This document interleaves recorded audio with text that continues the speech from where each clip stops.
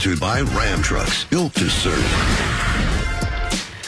Good morning, everyone, and welcome to First Things First. I'm Jenna Wolf. That is Chris Canty, filling in for Chris Carter right here. Nick Wright. We have football last night. We have football this weekend. We have so much to talk about this morning. The Baltimore Ravens are not worried about the Patriots' top-ranked defense, or so they say. Carson Wentz isn't scared of Khalil Mack, but the 49ers did strike some fear in Arizona last night. That's where we start this morning. Jimmy G and the Niners taking on the Cardinals. So for weeks now, the story in San Francisco has been about how good this Niners defense is. Guess who got tired of that narrative? Jimmy Garoppolo. Garoppolo put together his best game of the season, 28 for 37, 317 yards, 4 touchdowns. Niners get the win, 28-25. They improve to a very perfect 8-0 on the season. Here's Jimmy G after the win. 8-0 is not going to get you anything, but it's a good start. And so we'll, take the weekend to heal up, get some guys back, like you said, and make a run at this thing. I think we got a good group here. And so we got a long way to go, but we're on the right track. Chris Canty, yesterday you sat in that seat right there, and I said, hey, listen, we're talking so much about the 49ers. We never even mentioned Jimmy Garoppolo. What gives? Well, last night, Jimmy Garoppolo heard probably everyone talking about how he perhaps didn't have a hand in the success of the Niners so far. How good are the Niners if Jimmy Garoppolo plays as well as he played last night? Well, if he does what he did last night on a consistent basis, the 49ers are not only a team that's going to get to the postseason, but that's a team that can win some playoff games. I mean, he threw for a career-high 4 touchdown passes, was incredibly efficient last night. Best game of the season. Best game of the season. I mean, the 49ers offensively, after those first 2 drives, they got it going. They reeled off 3 straight touchdown drives to end the half. Got an assist from Cliff Kingsbury at the end of that, calling the timeout right there at the goal line on 4th and goal, and then they ended up getting stopped, and then they get another opportunity, and they punch it in. But, I mean, Jimmy Garoppolo was outstanding last night, and then you saw why John Lynch traded for Emmanuel Sanders, because he was otherworldly last night in his performance. Being able to go for over 100 yards receiving on 7 catches, I thought Shanahan did a great job in terms of his overall creativity and where he put Emmanuel Sanders, whether it was lining him up in stacks and bunches or putting him in the slot. He realized that Patrick Peterson was shadowing him in man coverage, and when you have a wide receiver in the slot, man-to-man, he's virtually impossible to guard because he's got a 3-way go. But overall, this 49ers offense is going to be really explosive if Jimmy Garoppolo plays the way that he did, and then you get the production from Emmanuel Sanders and George Kittle. And if people wanted to, prior to last night's game, make an excuse or at least an explanation for Jimmy Garoppolo's rather pedestrian, if not below average stats, it would be, well, who are his weapons? Aside from George Kittle, who is an extraordinary tight end, I think most people believe one of the 2 best tight ends in football, he didn't have a reliable wide receiver. He appears to now have that in Emmanuel Sanders, and you saw the instant impact. He made a bigger impact yesterday than I thought he would make right out of the gate with a brand new team and a new offense, even if some of the principles are something he's used to. But to answer your question directly, Jenna, if Jimmy Garoppolo plays this well, this is the best team in football. Now, I don't know that he can continue playing this well, but when we look at within the NFC, the 3 best teams, record-wise and I think eye test-wise, Niners, Packers, Saints. Who has the best defense among the 3? The Niners. 49ers. Who has the best running game among the 3?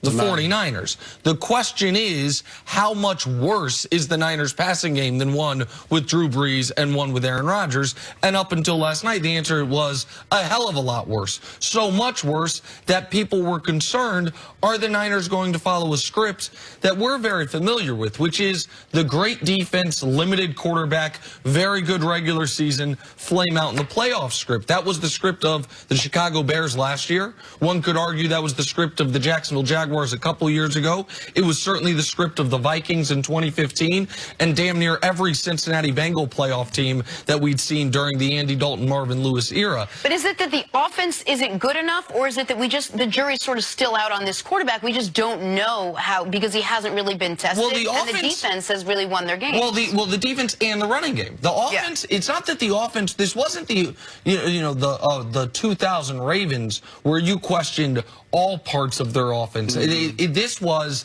a Niners team that could run the ball very, very well, and they had 9 touchdowns to 7 interceptions and a quarterback rating below average. Now, I don't think Jimmy G is going to be a 300-yard, 135 passer rating guy moving forward, but if he is just somewhere in the middle of where he was the first half of the year and where he was last night, that to me does elevate the Niners into the discussion right alongside, if not ahead of, the Packers and the Saints. I'm skeptical if this is duplicable against a better secondary and defense than what they have in Arizona, but if they can, then they check every single box of a championship caliber team. Well, no, you're absolutely right, and that's what we're waiting to see, whether or not this offense can be as explosive against a better defense. I think the Arizona Cardinals defense is a low bar to clear. Correct. In terms of being able to judge the overall performance of what Jimmy G and his team could do. But in looking at the 49ers, you got to love the fact that they've got 5 road wins before the calendar hits November. Sure. So as we move into the second half of the season, you got a lot of home games. I think they've got a 3-game homestand coming up with the Seahawks, Cardinals again, and then I think they have the Packers. So, I mean, this is a situation where it sets up pretty good for the 49ers. They've taken care of their business up until this point. Now they're starting to be in the conversation for teams that could potentially have a first-round bye when we get to January. Go ahead. Well, I was just going to piggyback off the schedule point. We are going to get the answer to this question before the playoffs begin. They have 4 of their final 8 games are against, if everyone agrees, the 4 best teams in the NFC in some order or another are Niners and then Saints, Packers, Seahawks. Half of their remaining games are against the Saints, Packers, Seahawks. So we will be able to find out how good they are against better defenses, against the types of teams they will face in the postseason. But up to last night, the only question mark to me, because we haven't even talked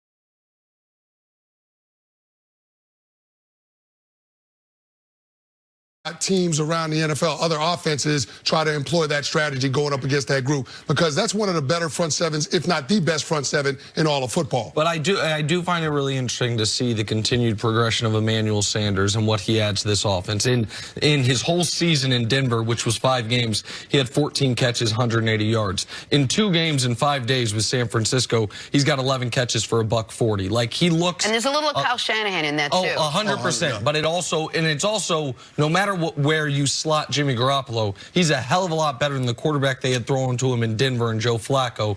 And for Emmanuel Sanders, for the first time since he had Peyton Manning throwing him the football, he has a legitimate NFL quarterback throwing him the football, and you're seeing him get back to, much quicker than I thought he could, the form of Emmanuel Sanders we're used to seeing. All right, we got a lot of games we want to preview coming up this weekend. On the other side, are Lamar and the Ravens about to hand the Patriots their first loss of the season? That is next on FS1. You can always check us out on